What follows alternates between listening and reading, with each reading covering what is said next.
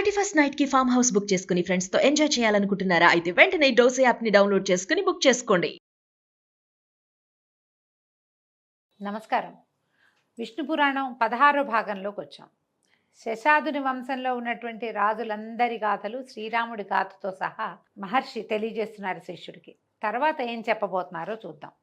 ఈ ఇక్ష్వాకునందనుడైన నిమి అని నిమిగా యొక్క గాథని చెప్తున్నారండి. చాలా విశేషమైన గాథ.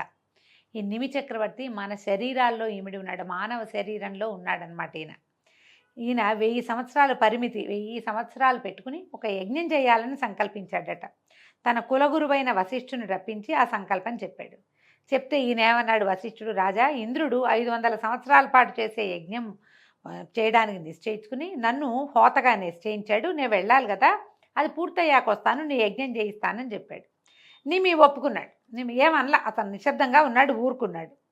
తన మాటకి రాజు సమ్మతించినట్టు భావించి వశిష్ఠుడు వెళ్ళి ఇంద్రుడి యజ్ఞం చేయించడానికి వెళ్ళిపోయి అది పూర్తయ్యాక వచ్చాడు. 500 సంవత్సరాల తర్వాత వచ్చాడట. ఎంత జీవన ప్రమాణాలు ఉన్నాయో చూడండి వాళ్ళకి.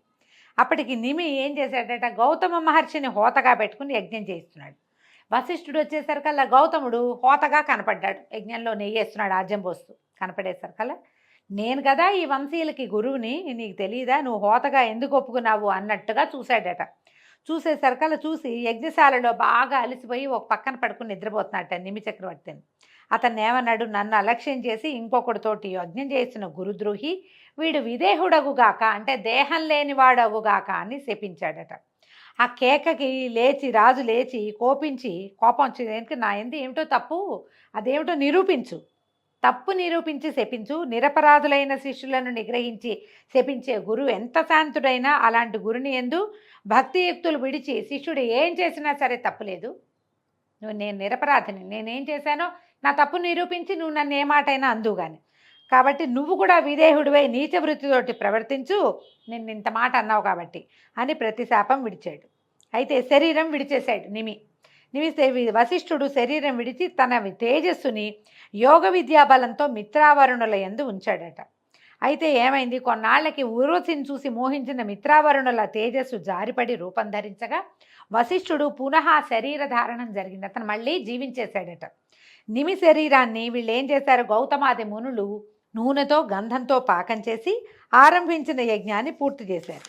అయితే ఈ యజ్ఞభాగాలు తీసుకోవడానికి వచ్చిన దేవతలు సంతృప్తులయ్యి రాజు ఎక్కడా అని అడిగి జరిగింది తెలిసి తిరిగి శరీరం ఇవ్వడానికి ప్రయత్నం చేశారు. వాళ్ళకి కనిపించక అక్కడక్కడే తిరుగుతున్నటువంటి నిమి ఏమన్నాడంటే, సుర్లారా, నాకు ఆ శరీరం వద్దు, అది దుఃఖానికి మూలము, ఎలాంటి దుఃఖానికైనా కారణం శరీరమే, రోగాలకి, భ్రాంతికి, అశాంతికి, అజ్ఞానానికి ఆలవాలమే శరీరము. అలాంటి శరీరంతో మునుపు నేను అనుభవించిన దుఃఖాలన్నీ చాలు, నాకు శరీరం వద్దు, నా కోరిక తీర్చండి. అందరూ ఆదరించేటట్టుగా లోకుల కన్నులలో ఒక రూపంలో ఉండి సమస్త వస్తువుల్ని చూసేలాగా మీరంతా ఏకవాక్కుగా నాకు ఒక్క వరాన్ని మాత్రం ఇవ్వండి అని అడిగేసరికల్లా అప్పుడు ఇంద్రాదులు తథాస్తు అని ఆకాశానికి దివికి వెళ్ళిపోయారట. అప్పటి నుంచి ఈయన నిమి అందరి కళ్ళల్లోనూ అంటే జీవుల యొక్క నేత్రాలలో ఉండటం మొదలుపెట్టాడు. మనం కన్ను మూయటం తెరవటం, ప్రతి వస్తువుని పరిశీలించడం అనేది వాళ్ళ కళ్ళల్లో నిమి ఇమిడి ఉండటం వల్ల జరిగింది. అందుకని మనం నిమేషము అంటాం. దేవతలు అనిమేషులండి, వాళ్ళకి రెప్పపాటు ఉండదు. ప్రాణులకే ఉంటుంది, మనకే భూలోకంలో పుట్టిన వాళ్ళకి, మనలో కూడా రెప్పపాటు లేనిది ఉంది. చేపకి రెప్పపాటు ఉండదు, మిగిలిన అందరూ రెప్పలారుస్తాం కదా. ఆ చూసేటువంటి దాన్ని నిమేషము అంటారు, రెప్పపాటుని. అతను నిమి ఆ రూపంలో ఉంటాడట.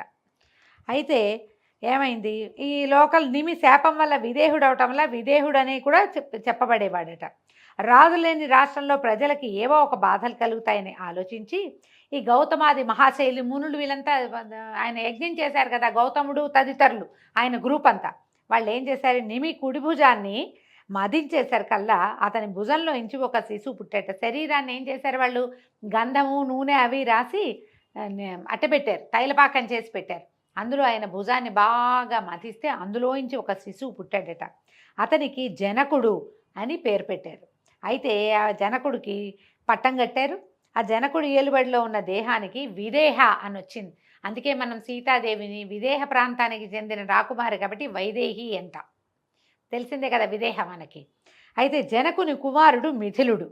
ఈ రాజు నివసించడం వల్ల మిథిల అనే ప్రాంతం వచ్చింది. అందుకే సీతాదేవిని మైథిలి అంటాం. మిథిలా నగరానికి చెందినటువంటి రాజకుమార్తె కాబట్టి మిథిలా నగరానికే రాముల వారు వెళ్ళాడు. అయితే మిథులుని వంశం క్రమంగా పెరిగిందట. వాళ్ళలో శీరధ్వజుడు అనేవాడికి చాలా కాలం సంతానం లేదట. అతను పుత్రకామేష్టి చేయాలని సంకల్పించి దానికి తగిన స్థలం నిర్ణయించి దున్నిస్తుంటే నాగేటి చాలులో ఒక శిశువు దర్శనమిచ్చింది. ఆ శిశువు మహాలక్ష్మి అంశ. ఆ నాగేటి చాలునే సీత అంటారు. కాబట్టి ఆమె దాని నుంచి పుట్టింది కాబట్టి ఆ బిడ్డకి శీరధ్వజుడు సీత అని పేరు పెట్టాడు. ఈ రాజుకే ప్రసిద్ధమైన నామం జనకుడు. అదే అతను అందుకని జనక మహారాజు కూతురు కాబట్టి జానకి అంటాం సీతాదేవిని. అయితే ఆ వంశంలో వాళ్ళందరికీ కూడా జనకుడు అనేది వాళ్ళ గౌరవ నామధేయంగా ఉంటుంది. చాలా విశేషమైన వంశం వాళ్ళది. ఈ జనకుని కుమారుడు కుశధ్వజుడు అసాధారణ బలపరాక్రమాలు కలిగినవాడు. కాశీనగరాధిపతి అయి పట్టం కట్టుకుని ఉండేవాడు. క్రమంగా కుశధ్వజునికి ప్రపౌత్రులతోటి వంశాభివృద్ధి కలిగింది. విశేషించి చెప్పవలసింది ఏంటంటే ఇంతకుముందు మనం చెప్పుకున్నదే జనక వంశంలో పుట్టిన వాళ్ళందరూ జనక నామధేయులై ప్రభుత్వాన్ని నడుపుతూ ఆత్మవిద్యాపరాయణులై ముక్తి పొందటం. ఇది పూర్వవంశ రాజుల చరిత్ర అని పరాశరుడు చెప్పగా విన్నటువంటి మైత్రేయుడు చాలా సంతోషం గురుదేవ, సూర్యవంశం గురించి చెప్పుకున్నాం కదా, ఇప్పుడు చంద్రవంశ రాజుల గురించి చెప్పమంటే ఇప్పుడు పరాశరుడు చంద్రవంశ రాజుల గురించి చెప్తున్నారు. అంతకు సృష్టికర్త అయిన నారాయణుని నాభిపద్మం నుంచి బ్రహ్మ పుట్టాడు. ఆయన మానసపుత్రుడు అత్రి కుడికంటి నుంచి బ్రహ్మాంశతోటి చంద్రుడు జన్మించాడు. చిన్నతనం అందే చంద్రుడు చలించని మనసుతోటి అకుంఠిత దీక్షతోటి బ్రహ్మని గురించి తపస్సు చేశాడట. ఆ తపస్సుకి మెచ్చి బ్రహ్మ లతలకు, వృక్షాలకు, ఓషధులకు, బ్రాహ్మణులకు, నక్షత్రాలకు అత్యంతము స్రవించే కిరణాలు కలుగునట్లుగాను అధిపతిగా వరం ఇచ్చాడు. కిరణాలకు అధిపతి కూడా చంద్రుడే. తర్వాత చంద్రుడు రాజసూయాది యజ్ఞాలు చేసి అశ్విని మొదలైన దక్షపుత్రికలు 27 మందిని భార్యలుగా పరిగ్రహించాడు. సహజ సుందరాకారుడైన సుధాకరుడు వారితో వినోదిస్తూ ఆనందంగా పెరుగుతూ ఉన్నాడు. అలాంటి వయసులో చంద్రుడు దేవగురువైన బృహస్పతి వద్దకు శాస్త్రజ్ఞానం కోసం విద్యార్థిగా అతని ఇంటనే ఉన్నాడు. గురువుని గురుపత్నిని సేవిస్తూ భక్తితో ప్రవర్తిస్తూ చదువు సాగిస్తున్నాడు. అలా ఉండగా ఒకనాడు గురువు ఇంద్రుడు చేసే యజ్ఞానికి అమరావతికి వెళ్తూ, చంద్ర నువ్వు ఇక్కడే ఉండు, ఇంతకుముందు చెప్పిన పాఠాలు వల్లెవేస్తూ ఉండని చెప్పి వెళ్ళిపోయాడు. అవి చంద్రుడు అలాగే ఉండి గురుపత్నికి అవశ్యమైన సహాయం చేస్తూ చదువుకునేవాడు. గురుపత్నికి చంద్రుని రూపము, అందచందాలు మానసికంగా మార్పు కలిగించాయి. ఆ సుందరి చక్కగా అలంకరించుకుని గోముగా నడుస్తూ చిరునవ్వులు చూపులు తూపులుగా చంద్రుని వద్దకు వస్తూ ఏవేవో పనులు చేస్తూ తిరుగుతూ ఉండేది. గురుదారైనటువంటి తారాదేవి అలా సవిలాసంగా తిరగటము, సన్నసన్నగా అంటూ ఉండటము, కబుర్లు చెప్పటము, ఏకాంతము చంద్రుడికి మనోవికారం కలిగించింది. క్రమంగా కలిసి ఆనందించడంలోకి దిగారు. తారాచంద్రుల విలాస వికార చేష్టలు పెచ్చు పెరిగిపోయినాయి. పరకాంత పైగా గురుపత్ని అనే ఆలోచన లేక చంద్రుడు తారా విలాసాలకి లొంగిపోయి ప్రియురాలుగా చేసుకున్నాడు. ఇలా గడుస్తూ ఉండగా ఒకనాడు చంద్రుడు తారతో అన్నాడు, మన చేష్టలు గురువు గనక తెలిస్తే మన బతుకులు వీధిలో పడతాయి. ఇప్పుడే అటు ఇటు విసవిసలు గుసగుసలు వినపడతాయి కాబట్టి మనం ఇక్కడి నుంచి వెళ్ళిపోదామని చెప్పాడు. చంద్రుడి మాట విని తారేమంది, చంద్ర మన్మథుడు నన్ను నీ దానిగా చేశాడు, ఇక నాకు ఇక్కడ భర్త ఎవరు, నాకు ఇల్లు వాకిలి సంసారం ఎలాంటి ఆశ లేదు, నీ గాఢాలింకరమే నా బతుకు, పద నువ్వు ఎక్కడికంటే అక్కడికి నేను వచ్చేస్తాను నీతో పాటు అని చెప్పింది. తార మాటలు విని చంద్రుడు సరేనని తన నివాసానికి తీసుకెళ్ళిపోయాడు. హాయిగా కలిసి ఉండేవాళ్ళు. దేవగురువు ఇంద్రుని యజ్ఞం పూర్తి చేసి అందరితోటి సంతృప్తిగా సంభావనలు అందుకుని నివాసానికి తిరిగి వచ్చాడు. ఇల్లు చిలుకలేని పంజరంలాగా ఉంది. తార చంద్రునితో వెళ్ళిపోయిందని తెలిసి విచారించి కోపించి వెళ్ళి ఇంద్రుడికి చెప్పాడు. ఇంద్రుడు ఆశ్చర్యాగ్రహాలకు లోనే ఒకంతసేపు ఆలోచించి మునులందరినీ పిలిచాడు. చంద్రుని నీచ కార్యం వారికి చెప్పి వెళ్ళండి, నయావన్న భయాన ఒప్పించి తారని అప్పగించేట్టు చేయండి, కాదంటాడా కోపించి అదిలించి అయినా సరే తారని తీసుకురండి అని పంపించాడట.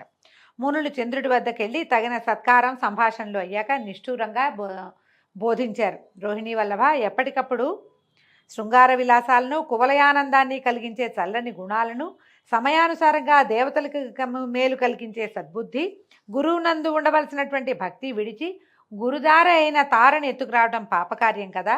నువ్వు చేసిన ఈ తప్పుడు పనికి ఇంద్రాదులు నీపై కోపమనస్కులుగా ఉన్నారు.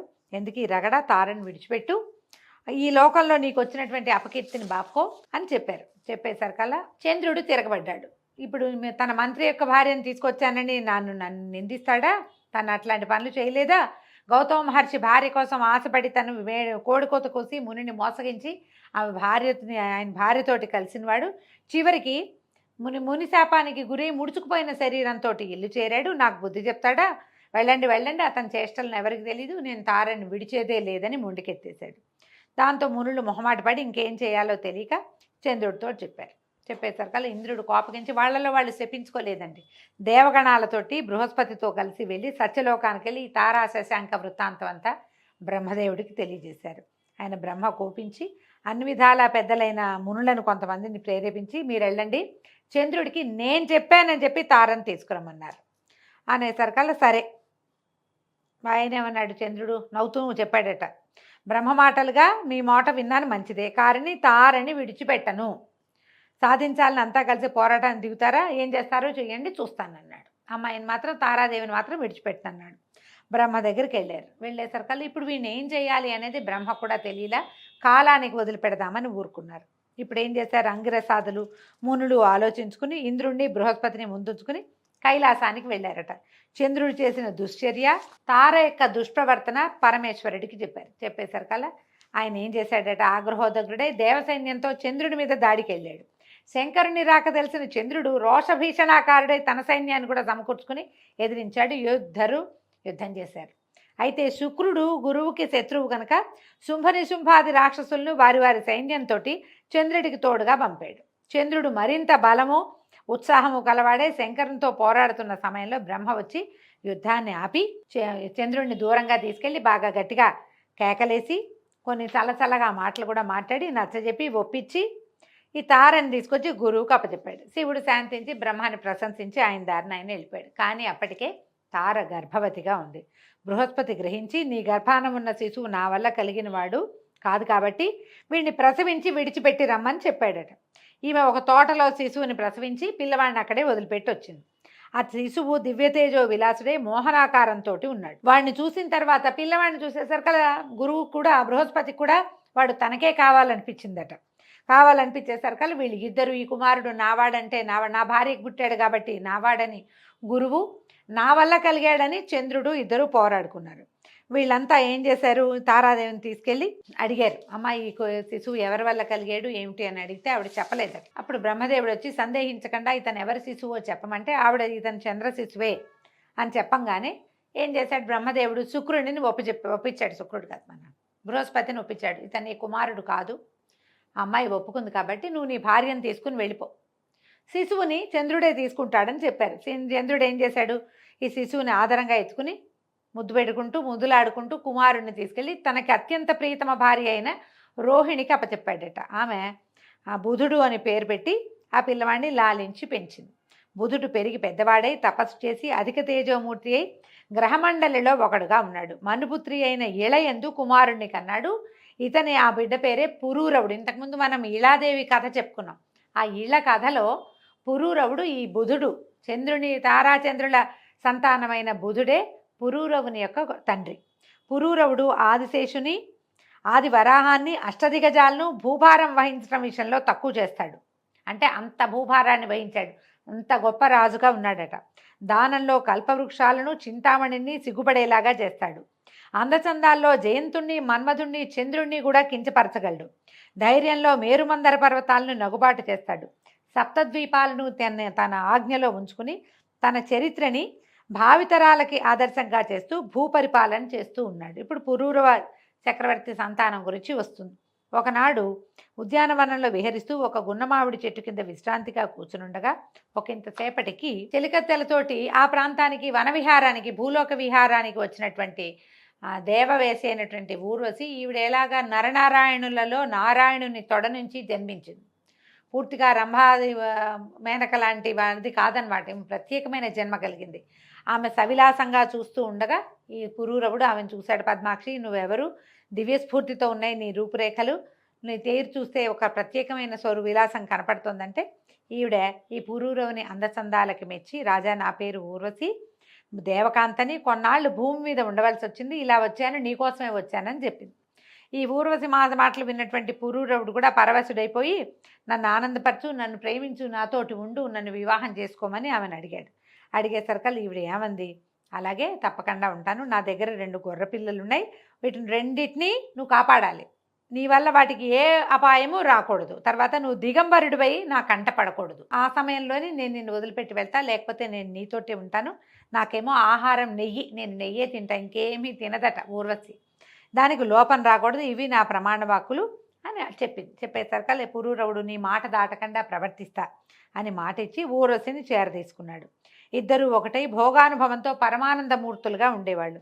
ఊర్వశి సురలోకం విడిచి నరలోకంలో ఉండటం వల్ల దేవలోకంలో కొంత భోగభాగ్యాలకి కొంచెం తక్కువైతే విశ్వావసుడు అనేటువంటి గంధర్వుడు ఆలోచించి వాళ్ళకి ఎడబాటు కలిగించడం కోసం ఒకనాటి రాత్రి వాళ్ళు ఏకాంత స్థలంలో ఉండగా ఒక గొర్రెని ఎత్తుకుపోయాడట. అయితే ఈ గొర్రె ఏం చేసింది, అవి వెళ్తున్న గొర్రెపిల్ల పైనుంచి వినేవాళ్ళకి విసుగు పుట్టేలాగా అరవటం మొదలుపెట్టిందట. ఎప్పుడైతే ఈ గొర్రెపిల్ల దీనంగా అరవటం మొదలుపెట్టిందో ఈ ఊర్వశి ఏమందట, ఎవడో దొంగ నా గొర్రెని ఎత్తుకుపోయాడు, వెళ్ళి తీసుకురా అని పదే చెప్పిందట. పురూరవుడు ఆమె మాట వినిపించుకోలేదట. అయితే ఇంతలో ఏమైంది, ఆయన వివస్త్రుడిగా ఉన్నాడు. అర్ధరాత్రి సమయం. వెళ్తే ఈమె నన్ను చూస్తుందేమోనని భయపడి గబుక్కున వెళ్తే ఈమెకి నేను కనపడతానేమో దిగంబరంగా అని ఆయన వెళ్ళలేదట. అయితే ఇంతలో ఏం చేశాడట, ఆ విశ్వావసుకి ఇంకొక గంధర్వుడు సాయం వచ్చి ఆ రెండో గుర్రెని కూడా ఎత్తుకుపోయాడు. అది ఇంకా విచార సూచకంగా అరవటం మొదలుపెట్టింది. దాంతో ఊర్వశి కోపించి, ఓ రాజా, నా కొడుకుల్ని దుర్మార్గులు ఎత్తుకుపోతుంటే అరిచిన అరుపులు వినపడ్డలేదా నీకు? కదలకుండా మెదలకుండా కూర్చున్నావు. ఇది నీచుల పని. నిన్ను కలిసి అనాథనయ్యాను. నీ వల్ల చూడు నా జీవితం ఇటు అయిపోయింది. ప్రాణానికి ఒక ఎత్తుగా పెంచుకున్న గొర్రె పిల్లల్ని ఎవరో ఎత్తుకుపోతుంటే దాన్ని రక్షించలేని పురుషుడు నాతో ఉండటం ఏమిటి అని ఆవిడ నానా తిట్లు తిట్టేసరికి దాంతో ఈ పరుషవాకలకి కోపించినటువంటి ఈ పురూరవుడు నిద్ర మంచం మీద నుంచే ఒంటి మీద కట్టుబట్టలేదన్న ధ్యాస లేకుండా కోపంతో లేచాడు. మంచానికి పక్కన నిలబెట్టి ఉన్న తన ఖడ్గాన్ని పుచ్చుకుని పరిగెత్తపోయేసరికల్లా ఎట్లాగో ఏమనుకున్నాడు, ఇది చీకటి మాటున ఊర్వశి తనని చూడదని నమ్మాడు. దీపం ఆర్పేశాడట. ఆయన చీకట్లో పరిగెత్తేసరికల్లా గంధర్వులు రాజు ఐడియా తెలుసుకుని ఆయన దీపం ఆర్పేశాడు. ఊర్వశి ఈయన్ని దిగంబరంగా చూడదని మెరుపులు పుట్టించారట ఆకాశంలో. అయితే ఈ పుట్టించిన మెరుపుల్లో రాజు తొందరపాటుతోటి వివస్త్రుడిగా ఉన్న దానిని ఈమె ఊర్వశి చూసేసింది. చూడగానే మొదట చేసిన శపథం ప్రకారము ఆమె దివికి వెళ్ళిపోయిందట. గంధర్వులు ఆ 2 గొర్రె పిల్లల్ని కింద పడేశారు. వాటి వెనకాల పరిగెత్తిన రాజుగారు 2 గొర్రె పిల్లలు పుచ్చుకుని వెనక్కి తిరిగి వచ్చేసరికి ఏముంది, గొర్రె పిల్లలు ఉన్నాయి, ఊర్వశి లేదు. దాంతో మతిపోయిందట ఆయనకి. తర్వాత ఏమైంది, ఇక అట్లా ఆమె కోసం వెతుకుతూ ఉండేవాడు మతిపోయిన వాళ్ళకి. అలా తిరుగుతూ ఉండేవాడట. రాజ్యాన్ని వదిలేశాడు. ఇప్పుడు కురుక్షేత్రానికి చేరి అక్కడ సరస్సులో చెలికత్తలతో ఉన్న ఊర్వశిని చూసి పరమానందంతో ఆమెను కౌగలించుకున్నట్ట. ఆవేశంతో అన్నట్ట, పువ్వు తాబీలాగా కలుసున్నాం మన ఇద్దరము, నువ్వు నన్ను విడిచిపోవటం కుదురుతుందా? ఆ రోజు నుంచి నేను ఉన్మత్తుడిని అయిపోయాను. అదృష్టవశాత్తు నాకు కనిపించావు, నన్ను కాపాడు, నాతో ఉండు అని బతిమలాడాడట. ఈ పురూరవుడి మాటలు విని జాలిపడిన ఊరసంది, రాజా, ఎదురులేక ఈ జగమంతా ఏలే రాజువి, ఇలా దీనావస్థకి చిక్కేవంటే దైవ సంకల్పం అనుకోవాలి. సరే, నేను నీతోటి ఇవాళ ఉంటానని ఆ రాత్రి ఆయనతోటే ఉందట. అయితే తెల్లవారు చెప్పింది, నేను ఈ పూట గర్భవతినయ్యాను, అచిరకాలంలో చక్కటి కుమారుడు కలుగుతాడు, ఆ సమయానికి నువ్వు మళ్ళీ రా, నువ్వు నీ రాజ్యంలోనే ఉండవు, దయచేస్తావు కదా, అప్పుడు వస్తావు కదా అని రాజుని సంతోషపెట్టి, నేను నీతోనే ఉన్నాననుకో, నేను ఎలాగో గర్భవతిని, నేను కొంచెం ఏకాంతంగా రెస్ట్ తీసుకుంటూ ఉండాలి కాబట్టి నువ్వు వెళ్ళిపోమంది. అప్పుడు ఆయన నగరానికి వెళ్ళిపోతే ఈవిడ తన చెలికత్తెలకి ఈ విషయం అంతా చెప్పిందట. చెప్పేసరికి చెలికత్తెలు అన్నారు, రెండో మన్మధుడిలాగా ఉన్నాడు, అసలు ఆయన చూడంగానే మాకు కూడా మనసు చెల్లించింది, అలాంటి వాడిని నువ్వు ఎందుకు విడిచిపెట్టాలి, నువ్వు మరికొంతకాలం ఈ రాజును సంతోషపెడుతూ అతనితోటి ఉండమంటే ఈవిడేం చేసింది, సరేనని మళ్ళీ రాజుగారి దగ్గరికి పురూరవుడి దగ్గరికి వచ్చేసిందట. కొంతకాలానికి కుమారుడు కలిగాడట. వరుసగా 5 కుమారులు కలిగారు. అయితే ఈ విశ్వావసుడనే గంధర్వుడు మొదట గొర్రె పిల్లల్ని ఎత్తుకుపోయి ఊర్వశిని ఎడబాటు కల్పించాడు కదా, అతను కొంతమంది గంధర్వులతోటి ఇతని దగ్గరకు వచ్చి, రాజా, నీకు ఊర్వశికి ఎడబాటు కలిగించి ఎన్నో బాధలు పెట్టాము నిన్ను, అవన్నీ మర్చిపో, నీకు ఒక వరం ఇస్తాము, కోరుకోమన్నట్ట. అప్పుడు ఈయన ఏమడిగాడు, శత్రుభీకరమైన పరాక్రమము, రథగజ తురగాది సమృద్ధమైన రాజసంపద, ఇంద్రియాలని జయించే శక్తి, మిత్రులను బంధువులను దీనులను ఆదరంగా పోషించగలిగేటువంటి ఆర్థిక స్థితి, ఊర్వశితోటి సహజీవన సౌఖ్యము ఇలా కోరుకుంటే ఆ విశ్వావసువు తథాస్తు అని ఒక అగ్నికుండికని ఇచ్చాడట. ఇచ్చి దీంట్లో ఉన్నటువంటి అగ్నిని 3 భాగాలుగా చేసి యజ్ఞం చేస్తే నీ కోరికలన్నీ నెరవేరుతాయి చెప్పేసరి కల్లా ఈ రాజుగారు అది అగ్నికుండికని పక్కన పెట్టుకున్నాడట. అయ్యో వరం కోరుకో అని గంధర్వులు అనంగానే ఈ అగ్నికుండికని అడిగి తీసుకున్నాను. ఊర్వశిని నాకు ఇచ్చేయండి అని అనలేకపోయాను. ఇంకా యజ్ఞాలు కొండన్నవి ఏంటి ఆమె మీద అపరిమితమైన ప్రేమ కలిగి ఉన్నవాడిని, నాకు ఊర్వశే కావాలని నేను ఎందుకు కోరుకోలేదు అని చాలా ఆలోచించుకుంటూ ఇక నేను ఇక్కడ ఉండనని ఆ అగ్నికుండికని ఏం చేశాడు, అక్కడెక్కడో పెట్టేసి ఇంటికి వెళ్ళిపోయాడట. అడవిలో వదిలేశాడు. ఆయనకి అంటే మనసు పరిపరి విధాల పోవటం మానవులకి ఇలాగే ఉంటుంది. తీసుకుంటే ఎందుకు తీసుకున్నావా అనిపిస్తుంది, వదిలేస్తే ఎందుకు వదిలేసామా అనిపిస్తుంది. ఇంటికి వెళ్ళిపోయాడు. ఇంటికి వెళ్ళిపోయాక ఆయనకు అనిపించింది తెల్లవారుజామున మెలకు వచ్చేసరికి, అయ్యో ఎంత తెలివి తక్కువతనం, గంధర్వులు ఇచ్చిన అగ్నికుండికని అక్కడే వదిలిపెట్టానే, పోయేది తీసుకొచ్చి దాంతో యజ్ఞం చేస్తానని అగ్నికుండిక కోసం మళ్ళీ వెనక్కి వెళ్ళాడు. రాత్రి ఒక ఊహ వచ్చింది, తెల్లవారేసరికి ఊహ మారింది. మన ఊహలు మారుతాయి కానీ విషయాలు కూడా అవే మారిపోతాయి కదా. మన ఊహ ఎట్టా మారిందో విషయం కూడా మారిపోతుంది. అక్కడికి వెళ్ళేసరికల్లా ఏమైంది, ఆ అడవిలో ఆ అగ్నికుండిక లేదు. ఏ కుండాన్నైతే వాళ్ళు ఇచ్చారో దాంట్లో ఆ అగ్నిని పెట్టి అది ఎక్కడ కనిపించాలి. అటు ఇటు వెతికి చూస్తే ఒక జమ్మి చెట్టు, ఒక రావి మొక్క, దాంట్లో ఒక రావి మొక్క కనపడ్డాయిట. అప్పుడు ఏమనుకున్నాడు, ఓ ఆ అగ్ని ఈ చెట్టుగా మారి ఉంటుందని మునులను రప్పించి ఏం చేశాడట, ఈ వేదమాతృకమైన మంత్రాన్ని ఉచ్చరిస్తూ ఆ చెట్టుని నరకడానికి సంసిద్ధుడయ్యాడు. ఆ పని కాగానే ఆ మంత్రాక్షరాల సంఖ్యతో సరైన అంగుళాల నిడుపున అరణిని కల్పించి అగ్నిని సృష్టించి అందరూ అద్భుతంగా ఉంది అని చెప్పేటువంటి యజ్ఞాన్ని నెరవేర్చాడు. దాని ఫలితంగా ఊర్వశి అతని సొంతమైంది. అలా కోరిక తీర్చుకుని అన్ని లోకాల్లోనూ ఊర్వశితోటి విహరిస్తూ వచ్చి రాజ్యాన్ని నీతియుక్తంగా జనరంజకంగా పరిపాలిస్తూ ఉన్నాడు. దీంతో ఊర్వశీ పురూరవ సంవాదము పూర్తయిందండి. ఈరోజు దీంతో సమాప్తం. రేపు ఉదయం మళ్ళీ తరువాయి భాగంలో కలుసుకుందాం. నమస్కారం.